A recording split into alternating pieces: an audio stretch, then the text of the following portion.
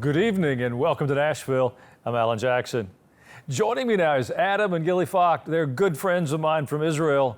Welcome back to Tennessee. Thank you. You know, for most of us in America, war is something we experience through a television screen. We see maps and missile trajectories and breaking news banners. Then we turn the television off and we go to bed. Well, if you live in Israel, you don't get to turn the war off. A siren can come in the middle of the night and parents have seconds to get their children into a reinforced room or a bomb shelter. Schools and businesses shut down, weddings and family dinners are interrupted. Millions of Israelis have had to repeatedly seek shelter as missiles and drones crossed the skies above them. Well, that reality changes the way you understand words like security and ceasefire and peace. And it helps explain why Israeli leadership is drawing a very firm line over Gaza. Netanyahu says Israel will not withdraw until Hamas is genuinely disarmed. Hamas says that will never happen. So there's a fundamental problem. How do you make peace with a terror organization that says it will not surrender the weapons it has used against you? And what does peace actually mean when Israelis know that another missile attack, another terrorist attack, or another war could begin with very little warning? Well, there's another threat hanging over all of this, and that's Iran. Israel's leadership says Iran will not be permitted to possess a nuclear weapon with or without an agreement. And for Israelis, it's about survival. Well, tonight, we wanted to hear from people who actually live there. Adam and Gili, as I said, it is wonderful to have you back in Tennessee and your willingness to be on a television program. Thank you. Our pleasure. Thank you. Gili, you are a research scientist, just about finishing your PhD. Hope so, yes. We hope so too. Yeah. In epidemiology. Right. I can't even spell epidemiology, so I'm impressed. Adam, you're a tour guide. Correct. You help people get to know the land of Israel. I was so tempted to have you turn around to the screen and start to point out the locations in the old city. But I was afraid you'd flunk the test and we'd all be embarrassed. So. I would be embarrassed if I couldn't identify what's over there. Me too. I want to start, you know, Israel, since October the 7th, I have to say, October 7th was not a surprise to me.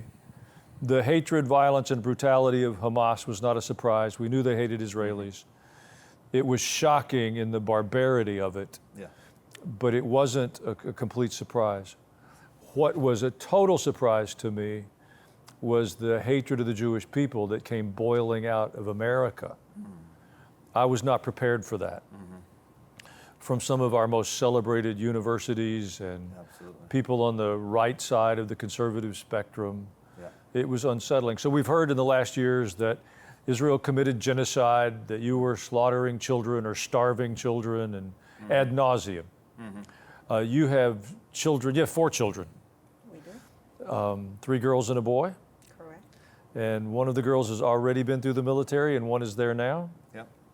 So you have firsthand experience from your family and friends in Gaza. Can you give us a perspective from an Israeli, a father? I mean, I know people that live in those communities down there on the border. I know what I've said about it, but can you give us your perspective? On October 7th, what's happened since then? I would agree with you on the sentiment that I don't think a lot of Israelis, our leadership may be different, but a lot of Israelis aren't surprised that Hamas hates us because that's what they're taught from a very young age. What happened that day was a complete shock to everybody. I remember telling Gili that evening of October 7th when they were ending the battle over the police station in Sderot. And just thinking, I said to my wife, if this was the only thing that happened today, and it was such a small part of what happened that whole day, but if it was the only thing that happened today, we would still be in shock. I think we got to a state of point of shock. I don't know what a better word. That it felt like emotionally you couldn't be more shocked than what you were. So we were learning more and more throughout the day, but it was just you kind of stayed at that same level of just I can't believe this is happening.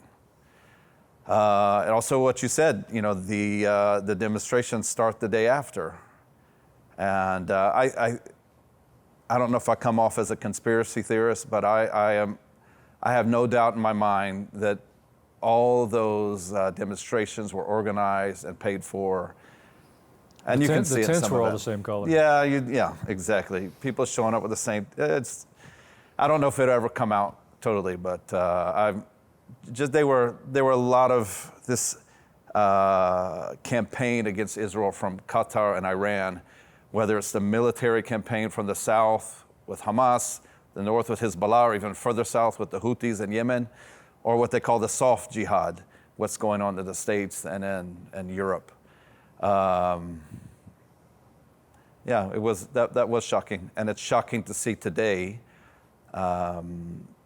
You see things you haven't seen in almost 100 years from Europe, with treatment of Jews, and even seeing some places marking Jewish businesses with a Star of David, which reminds you of Kristallnacht, you know. Which was the night the German people destroyed synagogues all over Germany. And Jewish businesses. And that the police provided no protection. Correct. We don't all know our history very well. Gili, you mentioned to me in just a conversation that you travel some and do seminars and speak and throughout Europe and other places, and that when you walk out of a conference as an Israeli, you don't often feel safe. We always take our tags off that mention we're from Israel. Even in Washington, D.C., when we checked into the hotel, Adam pulled out his American passport when we were asked to be identified. We're a little hesitant about publicly showing our identity right now overseas. And I know people that change their name on the Uber app so that they're not recognized as Israeli or as Jewish, because they don't feel safe. We don't feel as safe as we used to up until 3 years ago or so. So the unfortunate consequence of those kind of public demonstrations is they give people permission to be angry or hateful towards the Jewish people. Right. So they're more than just a political demonstration. They shape public opinion in a very profound way. Wow. I believe so. We're going to have to take a short break. But when we come back, we're going to talk a bit about what it's like to be a family in Israel with the sirens and the bomb shelters close at hand. We'll be right back.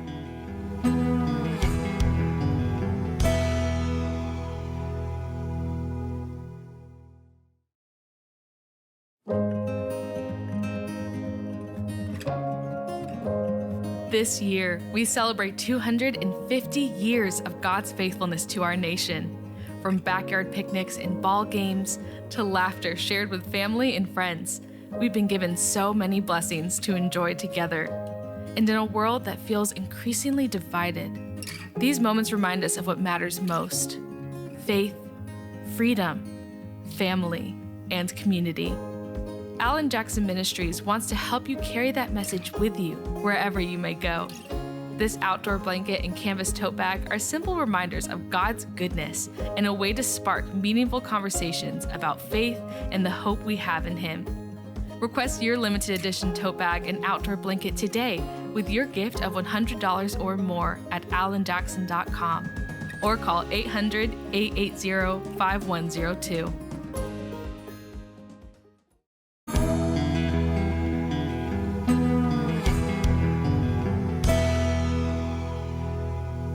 Well, we're back with my good friends from Israel, Adam and Gili Focht. Gili, I'm curious. I visit Israel whenever I get a half a chance. And so I have lived there. But for most of the folks watching, to live in a community, you live just outside of Jerusalem, Right. where there's been a steady series of sirens, attacks, missiles, drones, whatever. What's family life like, and how do the children respond to that? It depends on exactly, if looking at the last 3 years, at what point. When everything started, schools were shut down for about 2 months, if I remember correctly. So they went back to COVID Zooms a bit. Right. But while in COVID most people stayed at home, this was a totally different scenario. So a lot of the fathers were recruited back into the army to do their reserve duty, which is part of what Israelis do. So they were out for months out of the house. Some of the workplaces were also closed, some of the workplaces were open, so mothers still had to go to work and somehow try and maintain this. Sirens would go off at any time, a lot of time during the night. The Houthis loved doing it through the night, and you just get back to sleep and then it would go off again, and thankfully our kids are big enough that they could probably carry us to the safe room, but you can imagine families with little kids, those that don't have safe rooms in their house have to either sleep in bomb shelters so that they don't have to take the kids back and forth, or start running with them. Depending on where you live in Israel, you have different time frames, but where we live, we have 90 seconds to get to our safe room. So when you hear the siren, you got a minute and a half. Yeah, that's correct. To be in a safe room. That's correct. Okay. Yeah. As the war went on, technology improved. So, and depending where the missiles were coming from, we would sometimes get warning sooner. So there's an app, and you get a warning about, could be 10 minutes before or 12 minutes before if it's coming from Iran, that there are missiles heading towards you, and that you might get more instructions further on. So you can prepare. Sometimes that warning was scarier than the siren because that was pretty loud. But we could sometimes, prepare ahead of time a bit more. Well, I think what's hard for us to understand, because when I visit Israel, life looks normal. Kids are playing, they're in the ball fields, Right. and doing all the things that kids do. Right? And the siren goes off and they all respond. Yeah. But it's not with a sense of panic or great fear. It's just, that's got to have an impact, particularly on those younger people now who for multiple years have been living under that threat of sirens. And how are the families coping with that? Well, I think we have to understand that war, even when it ends, is going to impact populations for generations. Kids that are growing up in this setting are going to be different parents than what they were if they grew up without sirens. They've seen their parents go through difficult times. Some families are, falling into pieces because the father's been out for months. The mother had to try and keep things together, waking up 3 or 4 times at night, dragging the kids into the bomb shelter. The kids see that. The parents feel it. Father's trying to come back and try and have a normal life. This is something that's going to impact us, the Palestinians, everyone in this region for generations. Right. Adam, you're a tour guide. Yes, sir. And I've been a part of tours to Israel for a long, long time, but those have been a bit disrupted. What's that done to your workflow and your peer group and that whole service sector of the economy? Yeah, it's been difficult. Right after October 7th, there was such a spirit of volunteerism throughout the country. So if those, I'm 50 now, and most Israeli men have to do their reserves until they're 40. But many of them continue up until their 50s, some 60s. And you have some 80-year-old men doing reserves. They're not on the battlefield, but they have a bag and they take it, and I don't know what they do, but they do some kind of reserve duty. We have family and friends who've passed that age where they have to do reserves that still do it. And especially when you feel that your country is under attack and an existential threat, then it's really going to bring people even from outside of the country back. I've heard it said that Israel's the only country in the world when there's a war, Israelis fly back into Israel. But the tourism was pretty much dead when the war started. I had a group of 3 couples come actually from, 2 of the couples were from Tennessee.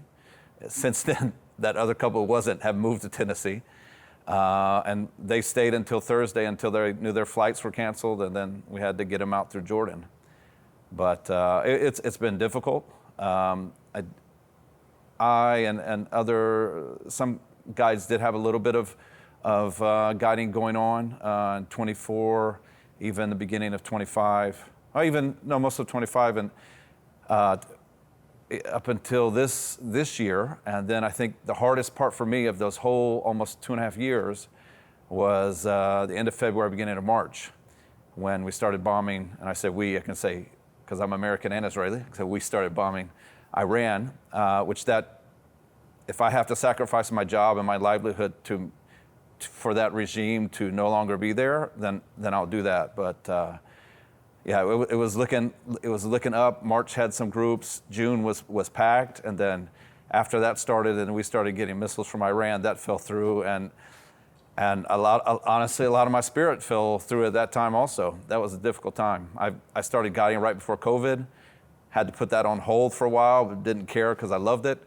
Then October 7th happened, didn't really care so much, going to volunteer where I can, do what I can, guide when I can. But when things start looking up and then they fall again, that was kind of rough for me. So it's been a rough almost 3 years for anyone. So you in got tourist your license industry. just before COVID? Yeah, I started guiding like a few days before COVID. So technically, you got your guiding license, and God shut down all the tourism to Israel for the next several years. Pretty much, but I had a couple months where things were still closed, but I was doing an archaeological dig. And then I managed to get a job with a Center for Bible Translators who were already in the country, weren't allowed to tour, so I was touring them once a week. So I felt like I'm like the only English-speaking tour guide working at the time, and it's not true, but that was nice. But that ended, they go home, and then you got to find something else to do until at that time, till they opened up the country. We've got to take another short break. Sure. We come back, we're going to celebrate some of the good things happening in Israel. You need to know those as well. We'll be right back.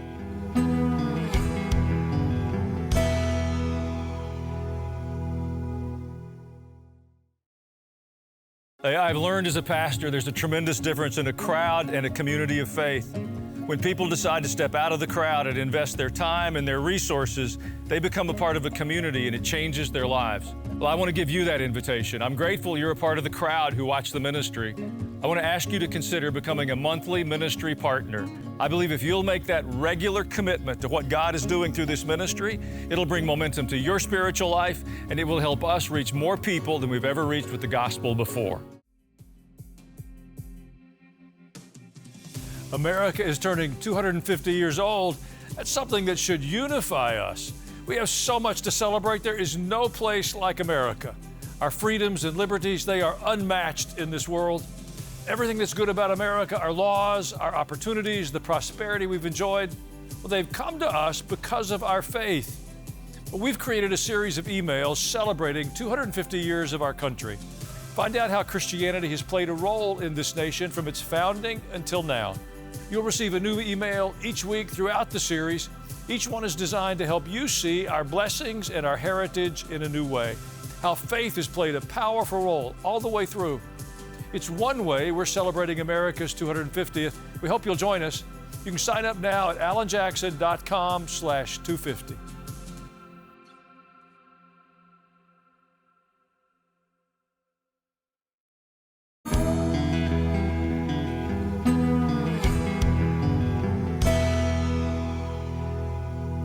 We're back now with some of my good friends from Israel, Adam and Gili. We've talked about the war and some of the challenges to Israel, but there's good things happening there too. I'm in the country whenever I get an opportunity. I have this day job that's a little confining, but I'm more comfortable in the streets of Jerusalem, honestly, than I am on the streets of most American cities. So for all the reports we hear, your families are flourishing, the crops are doing well, the blessings of God are still upon your lives and your homes. True? Nachon? Nachon, yeah, that's true. So what are you celebrating these days? The Israelis are better at celebrating than anybody I know. You'll come out of the bomb shelter and play music and dance and sing and have a holiday. It's remarkable to me. Yeah, well, I think I always, even within the bomb shelter, tried to keep the mood like lively and joke and just kind of be silly, because what else are you going to do? I mean, you could turn it into some praise and worship time. But go Paul and Silas on them from the prison and start singing in the middle of the night. But I did it. You know Yair Pinto. Yeah. And I did an interview with him and remote, and he had his phone. He was in the shelter and his kids are sleeping. Okay. And he's standing there talking to me on his phone. So you have this remarkable ability to live in the midst of the hatred and the resentment. And Yeah. I think, sense of humor is a very healthy and important thing, and we've had funny situations throughout this time, as crazy as it might sound, and that basically keeps us going. And I think the Israeli people are optimistic people. We have no other choice. I don't think anyone would stay there if we weren't optimistic or naive or something, but we do believe Israel will be a good place and a safe place for our people. It is a Jewish nation, and it's challenging, but we're hoping we will make it through. it's a tough neighborhood, It is a tough neighborhood. but God has kept you. Yeah. And in the midst of it, you are flourishing. When I first visited Israel, before you all were there, before you all were a thought yet, the primary crop was citrus foods, and it felt very much like a developing nation. And now you lead the world in one of the high-tech startups, in agricultural technology, in so many medical arenas. It's phenomenal to see, and you haven't done that in the absence of conflict and hatred. You've done it in spite of that, which I think makes your enemies even that much angrier. Yeah. And you rear your children, and your families are strong. And you have knuckleheads in Israel just like we have goofy people here. It's not a perfect place, but you're going forward with life. And I think that's the most profound statement you can make. Yeah. So if you could ask the people watching to pray, what would you ask them to pray for Israel these days? So start off, pray for the peace of Jerusalem. Can't get much more biblical than that. When I pray, I widen that to pray for the peace of Israel, peace on the northern border, peace on the southern border. And then, Jesus, he challenges us. Pray for those who persecute you. So we need to pray add for anything everybody. to that, Gili? Every wife has something to add to what their husband says, That's true. as it should be. Yeah. I'll just have a drink we now. balance each other. I would pray for forgiveness and healing for all people in Israel and around Israel.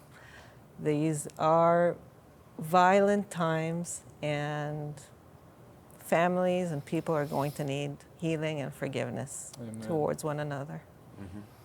Well, we always try to process the what can we do piece of these discussions, and most of us can't get on a plane and go to Jerusalem, but all of us live in communities where there are Jewish people scattered around us.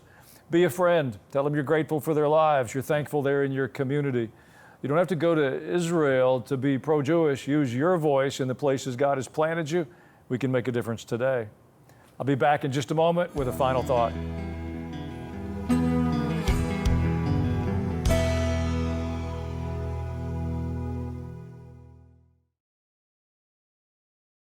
I want to give you a personal invitation to join my podcast, Culture and Christianity. You don't compromise the truth, but you say it where the people know that you care about them. We're trying to understand how to take our faith outside the walls of the church and live it out in the marketplace. I just never understood the double standard because they punished me while my peers were allowed to talk about how devastated they were that Roe versus Wade was overturned. I brought in some friends, people that are trying to do this on a regular basis. They're never going to stop me because the truth is the truth. I'd rather be on God's side than to be a coward. We've been living in a season of unprecedented deception, propaganda, manipulation. Our best option was to run. We were timing ourselves. I was trying to think, how can I protect my kids? Well, I want to be a part of seeing culture and Christianity intersect. I hope you'll join the podcast soon.